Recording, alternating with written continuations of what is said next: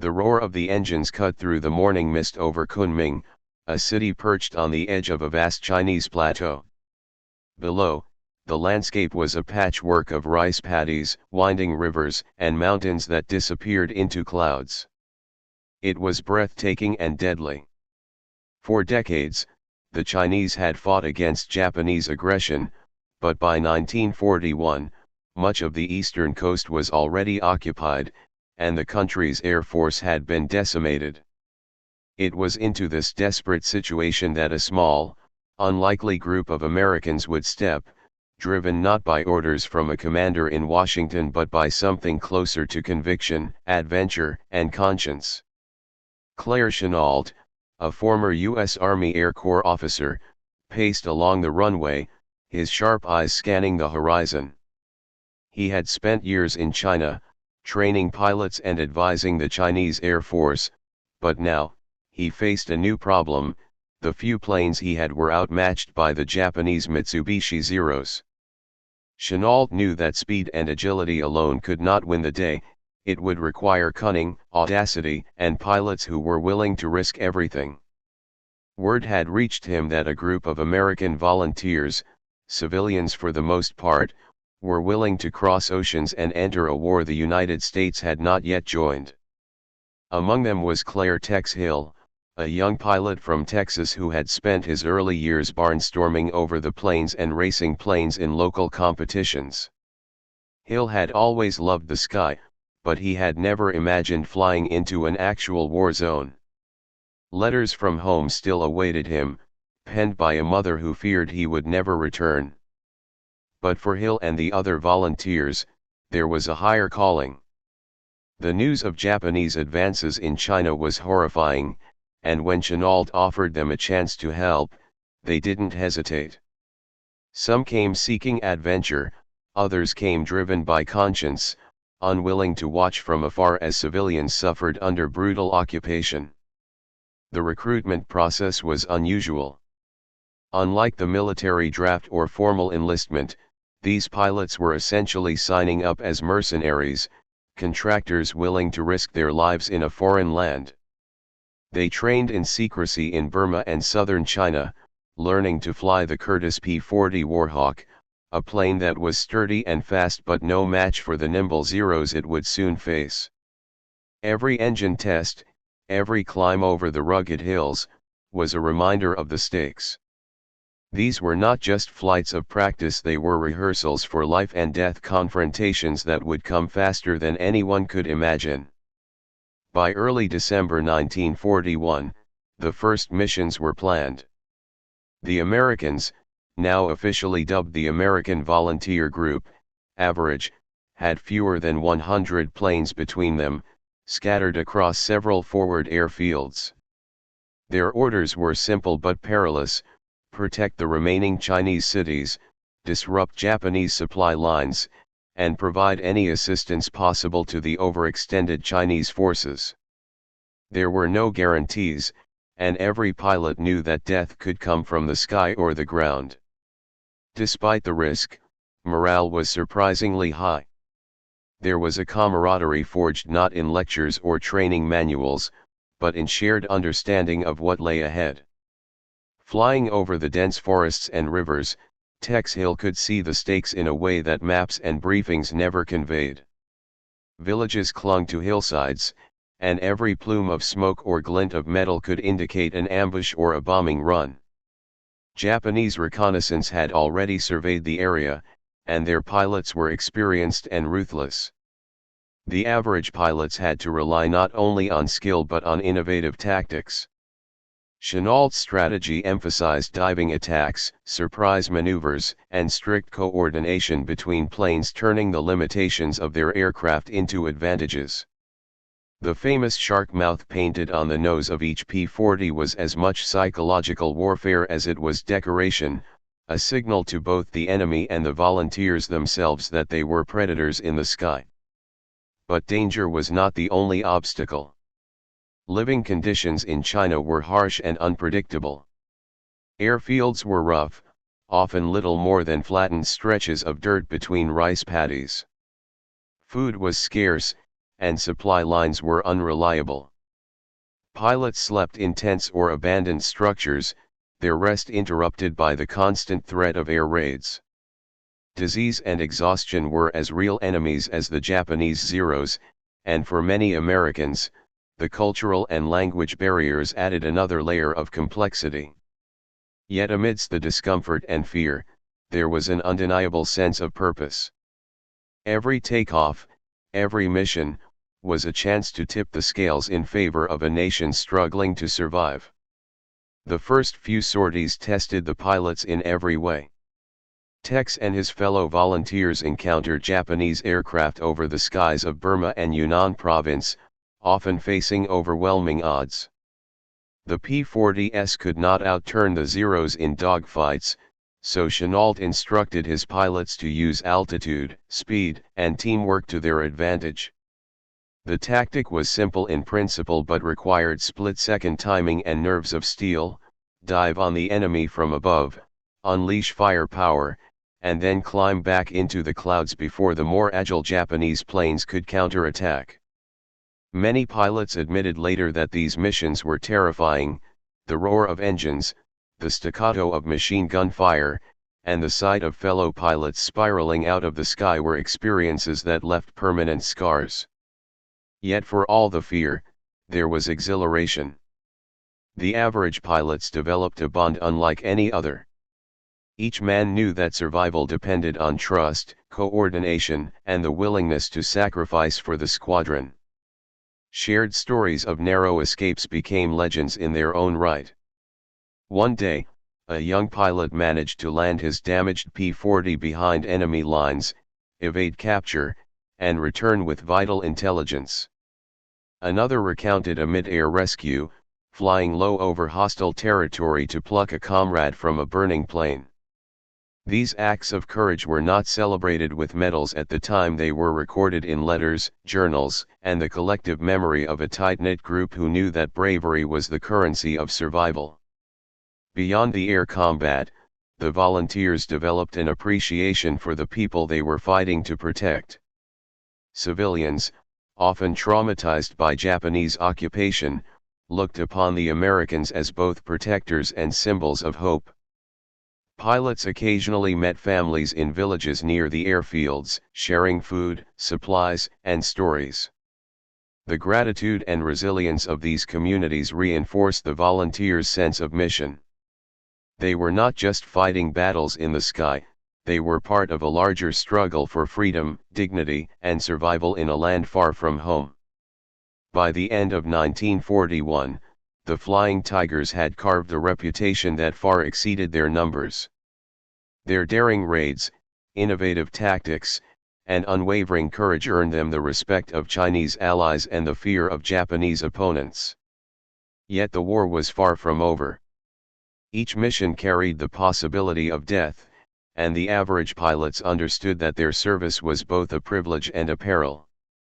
For Tex Hill, Claire Chenault, and the dozens of other Americans who had volunteered, the sky had become a proving ground, a place where courage, ingenuity, and human spirit collided with the harsh realities of combat. As the sun set over the rugged mountains of Yunnan, the silhouette of P-40s gliding across the sky became a symbol of hope, a small but determined force willing to risk everything for a cause greater than themselves. They were Americans, yes, but in that moment, they were something more, legends in the making, the first line of resistance in a war the United States had not yet officially joined. And though the battles ahead would test them in ways they could never anticipate, the Flying Tigers had already proven one truth: courage is not measured by uniform or orders, but by the willingness to rise, engines roaring, against impossible odds. The sky battles. The morning over the China-Burma border was deceptively quiet, the kind of calm that always preceded chaos.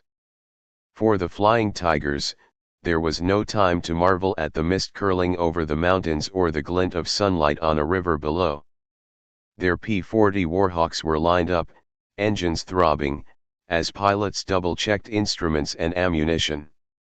The Japanese had begun probing airspace more aggressively, and intelligence reports indicated a squadron of Zeros was inbound. Every man knew that the next few minutes could define their lives and the effectiveness of the average as a fighting force. Tex Hill gripped the control stick with a practiced calm. His Warhawk, painted with the signature shark mouth, seemed almost alive beneath him. Unlike the Japanese Zeros, which were agile and razor-sharp, the P-40 was heavy but robust. Chenault's strategy had been drilled into the men: dive from above, strike hard, and climb fast. The goal was not to outturn the enemy but to outthink them. Hill glanced at his wingmen, familiar faces hardened by weeks of training and early missions, and signaled readiness. The first engagement was brutal and immediate. Japanese Zeros appeared from the clouds like shadows, their sleek frames glinting in the sunlight. The Americans dived as a coordinated unit, guns blazing, tearing into the enemy formation. Smoke and fire filled the air.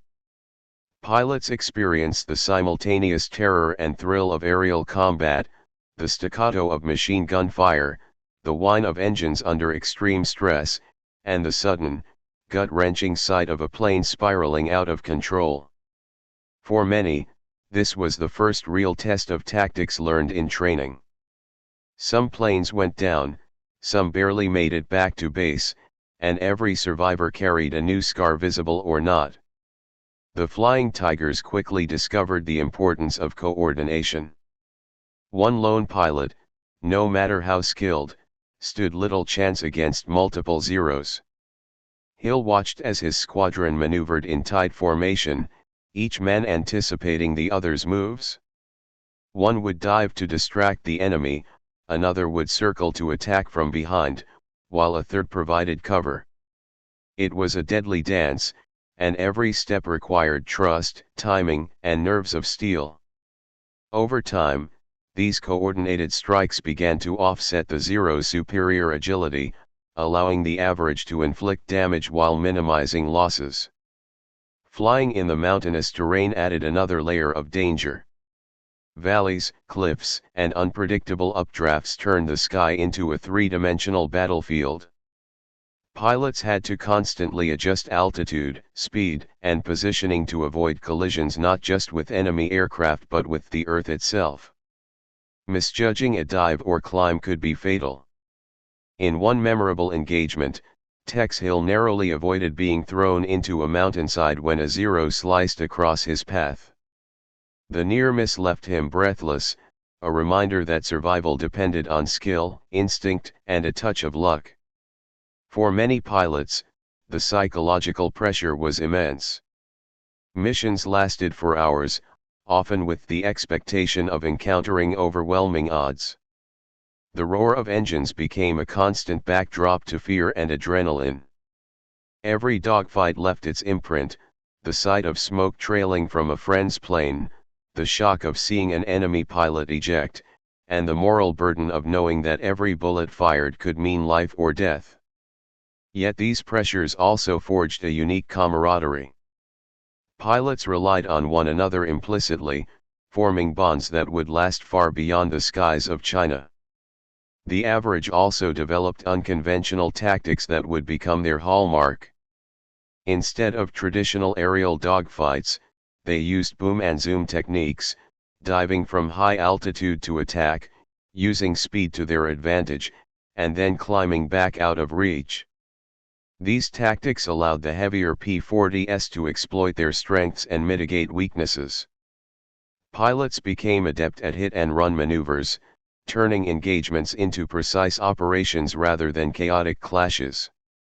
The shark mouth on their planes, painted in fierce red and white, became a symbol not just of aggression but of calculated strategy, a warning to Japanese pilots that the Americans were both unpredictable and lethal.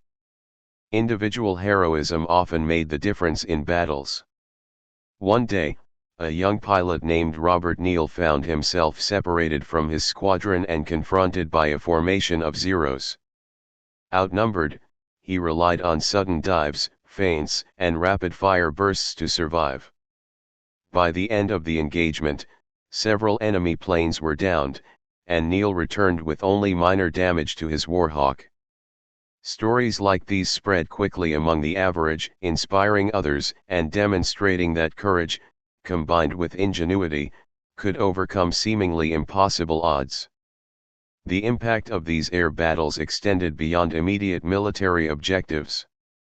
Japanese bombers and fighters had been devastating towns and supply lines across China. Each engagement the Flying Tigers won disrupted enemy operations, protecting civilians and slowing the momentum of Japanese advances. The pilots understood that their role was not just about scoring victories in the sky but about supporting a larger cause, defending a nation under siege. This awareness added urgency to every sortie and reinforced their commitment to the mission, despite the constant danger. Over time, the average began to gain a reputation that transcended the battlefield. Japanese pilots spoke of the audacity of these Americans, who attacked relentlessly and vanished as suddenly as they appeared. Local Chinese forces began to see them as symbols of hope, boosting morale and inspiring resistance against occupation. The psychological impact of these victories was as important as the tactical gains. For the Flying Tigers, each mission was a dual battle, one fought in the clouds, and another fought in the hearts and minds of allies and enemies alike. Yet for all their success, the cost was never far from mind. Aircraft were lost, pilots were killed or captured, and the toll of constant combat weighed heavily on everyone. Letters home were filled with restrained optimism, concealing fears and trauma that few would understand. Pilots learned to compartmentalize, to focus on the next mission while honoring the sacrifices of comrades. This balance between duty and survival defined life in the average, shaping not just the outcome of battles but the character of those who fought them. By the end of 1942, the Flying Tigers had transformed from a small band of volunteers into a formidable aerial force. They had achieved victories that seemed impossible for their size, earning respect and fear from friend and foe alike. Their tactics became case studies in air combat, demonstrating the power of coordination, innovation, and psychological warfare. Every dive, every maneuver, and every narrow escape contributed to a legend that would endure far beyond the skies of China. As the sun dipped behind the mountains, the Warhawks returned to their makeshift airfields, engines winding down and pilots exhausted but exhilarated. The air smelled of smoke and oil, and the distant hum of distant aircraft reminded them that the war was far from over. But for now, there was a moment of triumph. A squadron that had begun as strangers had become a unit, a force, and a symbol. They were Americans fighting before their country had entered the war, yet in those moments above China, they were nothing short of heroes. The Flying Tigers had proven that courage and ingenuity could defy odds, that even a small, determined force could change the course of battle. And as night fell over the rugged terrain, the silhouette of P-40s resting on the airfield was more than a fleet of planes, it was a promise. A promise that, no matter the cost, they would keep fighting, keep protecting, and keep soaring against impossible odds, carving their place in history one battle at a time. Heroes of the clouds. The sky over the China-Burma border was a theater of courage, where ordinary men became legends with nothing but a warhawk and determination. Among the Flying Tigers, a few names would stand out not for rank or seniority, but for acts of daring that seemed almost impossible. Gregory "Pappy" Boyington had not yet arrived with the Marines, but others Tex Hill, Robert Neal, and John Jack Newkirk were already carving stories into the clouds, each mission a testament to bravery and ingenuity. Tex Hill, with the calm precision of a seasoned pilot, often became the squadron's anchor in chaotic dogfights. One mission over Kunming illustrated why. Intelligence had reported a Japanese bomber squadron heading toward a critical supply depot. Hill led a small formation of P-40s into the sky, their engines roaring like a pack of wolves. The Japanese bombers, escorted by Zeros, approached in formation, confident in their numbers and maneuverability. Hill devised a tactic that required near-perfect timing. Two P-40s would dive from altitude, targeting the bombers while Hill circled above to intercept any Zeros. The execution was flawless. The bombers were decimated, and the Zeros forced into retreat. When Hill landed, he wasn't greeted with fanfare, but his squadron knew they had witnessed a masterful blend of strategy, skill, and courage. Robert Neal's exploits were equally extraordinary, though they often bordered on the reckless. Neal had a reputation for taking risks that left his wingmen both anxious and awed. On one mission near the Salween River, he found himself isolated from the main group, surrounded by 4 enemy fighters. With nerves of steel, he executed a series of tight rolls, dives, and evasive maneuvers that allowed him to pick off 2 Zeros before a third pilot joined to assist him. Neal's daring saved not only himself but also valuable intelligence that he managed to retrieve mid-air. His exploits became legendary among the average, and his nickname Lucky Neal followed him through countless sorties. Jack Newkirk was quieter but no less remarkable. He possessed an almost intuitive understanding of aerial combat, able to anticipate enemy moves in a way that seemed preternatural. During an ambush near the Burmese jungle, Newkirk spotted a formation of Japanese aircraft before his squadron did. Using terrain to his advantage, he dove from a hidden altitude, catching the enemy off guard. The ensuing engagement resulted in multiple Japanese losses, while his squadron remained largely unscathed. Newkirk's combination of patience, observation, and precise execution became a model for younger pilots, illustrating that heroism did not always scream, it often relied on foresight and calm under pressure. These individual acts of valor were magnified by the unity of the squadron. The Flying Tigers were not a collection of lone heroes but a tightly knit unit whose strength lay in coordination and mutual trust. During extended campaigns over Burma, the pilots developed a rhythm: reconnaissance, intercept, engagement, and retreat.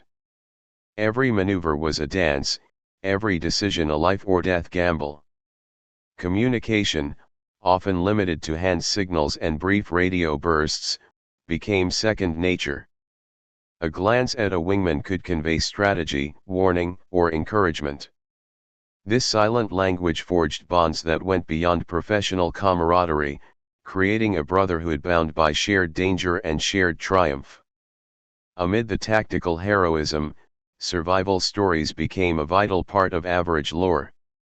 Many pilots faced crashes, injuries, and near-death experiences. Tex Hill once crash-landed in a remote valley after his Warhawk was hit by enemy fire.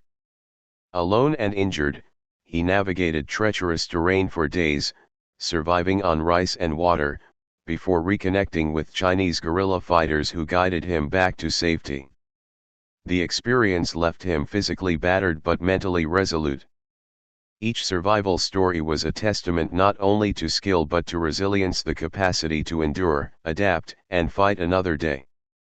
The psychological dimension of these missions cannot be overstated. Pilots witnessed destruction on a scale that few civilians could comprehend. Villages burned, civilians displaced, and friends lost in the blink of an eye. Yet, these men pressed on, balancing the instinct for self-preservation with an unwavering commitment to the mission. Letters home, when they arrived, spoke of optimism and adventure, but behind those words lay the unspoken reality of exhaustion, fear, and loss. The Flying Tigers' heroism was not about invulnerability, it was about courage in the face of relentless adversity. Local Chinese support was another factor that amplified the pilots' effectiveness. Villagers, aware of the average's presence, provided intelligence, guided downed pilots to safety, and helped maintain the airfields. This alliance between foreign volunteers and local populations created a unique dynamic. The Americans were strangers in a distant land, yet their courage inspired trust and admiration. They were seen not merely as mercenaries but as protectors, a symbol of resistance against an enemy that had wrought devastation across the countryside. This social dimension added a layer of purpose to every sortie, transforming each engagement into a defense of not just territory but human lives. Beyond the battlefield, the Flying Tigers began to influence air combat strategy. Chennault's emphasis on surprise attacks, coordinated dives, and altitude advantage became a case study in exploiting technology and terrain to overcome numerical inferiority. Pilots like Hill, Neal, and Newkirk were not just executing orders, they were refining tactics in real time, learning from each encounter, and adapting in ways that would inform future American air operations across the Pacific. The Average became a laboratory of aerial warfare, their experiences shaping doctrine long after the planes had landed and the war had moved elsewhere. Cultural impact also became evident. Stories of Flying Tiger heroics circulated among Chinese newspapers, military briefings, and even whispered conversations in villages. The shark-mouthed P-40s became iconic, a visual representation of audacity, aggression, and defiance. Japanese pilots, conversely, began to recognize the Average as a unique threat, reporting not just losses but the psychological effect of encountering these unpredictable and fearless adversaries. The legend of the Flying Tigers was growing in real time, forged in the crucible of combat rather than on paper or propaganda. As 1942 progressed, the Average pilots continued to push boundaries, taking on increasingly complex missions that required a blend of courage, intelligence, and ingenuity. Their individual feats, whether a daring interception, a solo reconnaissance, or a miraculous survival, contributed to a broader narrative of heroism and effectiveness. Each pilot became a thread in a tapestry of aerial courage, their actions intertwined to create a force far greater than the sum of its parts. By the time the Average disbanded and integrated into the U.S. Army Air Forces, these men had already established a legacy that would endure for decades. The Flying Tigers proved that heroism was not reserved for generals or politicians. It existed in the cockpit of a rickety P-40, in the split-second decision to dive or climb, in the choice to fight against overwhelming odds. Tex Hill, Robert Neal, Jack Newkirk, and their comrades were living embodiments of courage, resilience, and ingenuity. They had flown into a war that was not yet officially theirs, yet they had made it their own. As the sun set behind the mountains, painting the sky with fiery streaks, the silhouette of P-40s gliding back to the airfield was a reminder that heroes do not always wear medals or ride in parades. Sometimes, they simply rise into the clouds, face danger head-on, and return if only for a moment to do it all again. For the Flying Tigers, every sortie was a story, every victory a testament, and every narrow escape a mark of bravery that would echo across continents and generations. Legacy and impact. The roar of P-40 engines had long faded from the skies of China and Burma, but the echo of the Flying Tigers lingered like a thunderclap in history. By mid-1943, the American Volunteer Group had formally disbanded, absorbed into the United States Army Air Forces, but their influence persisted far beyond their operational tenure. Their legacy was not only measured in enemy aircraft destroyed or missions completed, but in the transformative effect they had on aerial warfare, international morale, and the very perception of what a small, determined force could accomplish. One of the most immediate impacts was strategic. The Average had proven that a limited number of aircraft, expertly deployed, could challenge a larger, more experienced enemy. Japanese forces, accustomed to rapid advances, faced unexpected resistance in the skies over China. Their losses were not only material but psychological, Pilots spoke of the unpredictability and audacity of these American volunteers. Military analysts later credited the Flying Tigers with disrupting Japanese supply lines, slowing air superiority campaigns, and forcing strategic recalibrations that rippled across the Pacific theater. The lessons learned about altitude advantage, coordinated dives, and concentrated firepower were adopted by U.S. air commanders and refined into doctrine that would shape future campaigns, including the island-hopping operations that defined the latter part of World War II. Beyond tactics, the Flying Tigers left an enduring cultural and symbolic legacy. In China, the pilots were lionized as protectors who had entered a foreign war not out of personal gain but out of principle. Villagers, local militias, and even provincial leaders spoke of the average with reverence. Stories of daring dogfights, heroic solo maneuvers, and near-miraculous survival circulated widely, inspiring resistance against occupation and giving hope to populations ravaged by conflict. Murals, newspapers, and radio broadcasts celebrated their efforts, making the average emblematic of international solidarity and courage. The shark-mouthed P-40s became icons, their aggressive visage synonymous with audacity and innovation in combat. In the United States, the Flying Tigers captured the imagination of the public. Newspaper articles, newsreels, and later, radio programs recounted their exploits with a mix of awe and patriotism. They demonstrated that the fight against Axis powers was not confined to official military fronts. Ordinary Americans, even before the U.S. formally entered the war, could make a decisive impact. Their story energized recruitment efforts, bolstered public morale, and provided tangible examples of American ingenuity and bravery. Young men across the country read about the average and envisioned themselves in the cockpit, carrying the fight into distant skies. The personal legacies of the pilots themselves were equally profound. Many transitioned into prominent roles within the U.S. Army Air Forces, leveraging their combat experience to train new generations of aviators.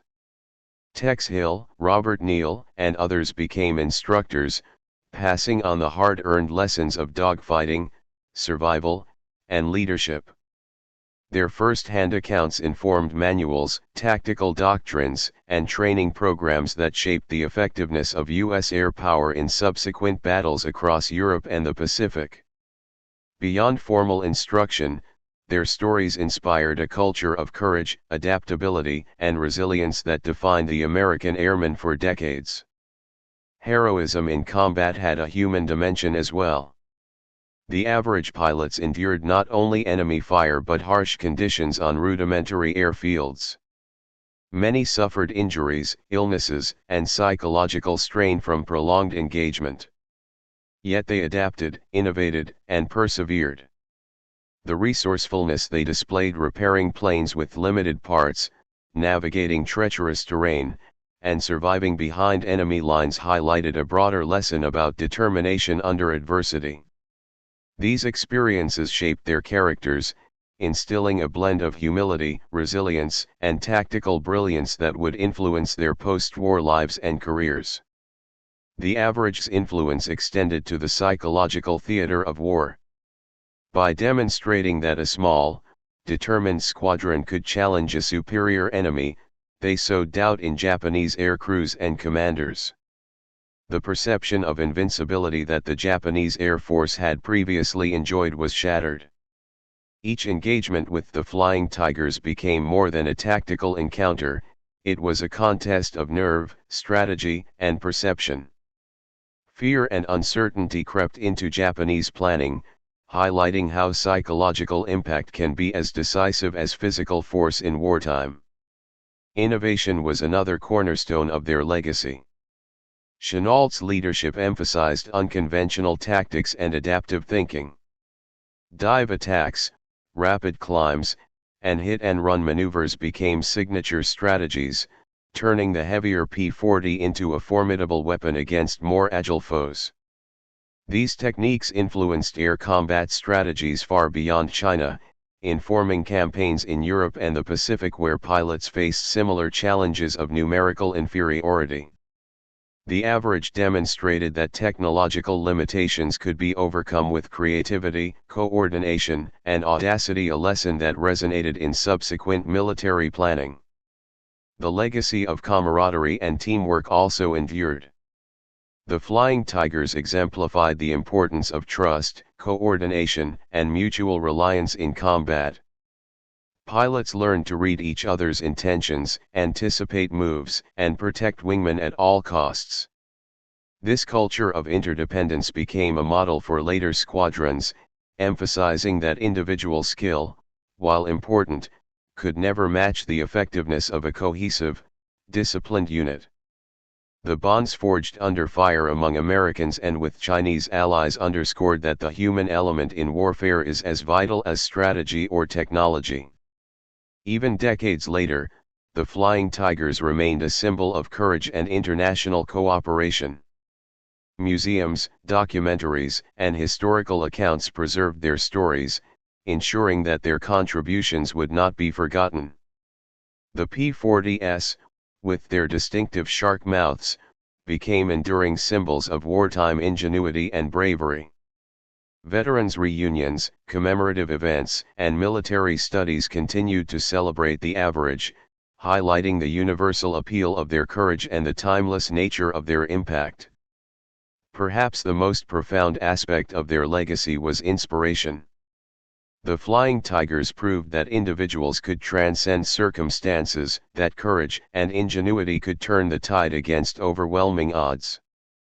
Their story inspired generations of aviators, soldiers, and ordinary citizens, reinforcing the idea that heroism is not always about numbers or resources but about determination, skill, and the willingness to face danger head-on. As the sun set over the mountains of China for the final time in 1943, the Flying Tigers had already soared into legend. Their missions were over, but their lessons endured about bravery, innovation, teamwork, and the indomitable spirit of those who refuse to yield in the face of adversity. The echoes of their engines and the shadows of their shark-mouthed P-40s remain etched in history, a reminder that even a small group of committed individuals can leave an indelible mark on the world. The story of the Flying Tigers is not just about war, it is about human potential. It is about ordinary men who, when confronted with extraordinary circumstances, rose to the occasion with courage, ingenuity, and selflessness. Their legacy is a testament to what can be achieved when determination meets opportunity, when skill meets purpose, and when the sky is no longer a limit but a stage for heroism. In the annals of World War II, amidst the great battles and sweeping campaigns, the Flying Tigers carved a niche that was uniquely theirs. They were volunteers who fought before their nation formally joined the conflict, yet their impact rivaled that of entire armies. Their courage, innovation, and unyielding spirit continue to inspire, reminding the world that heroes are not always born, they are made, forged in the crucible of challenge, and remembered for the lives they touch and the battles they win.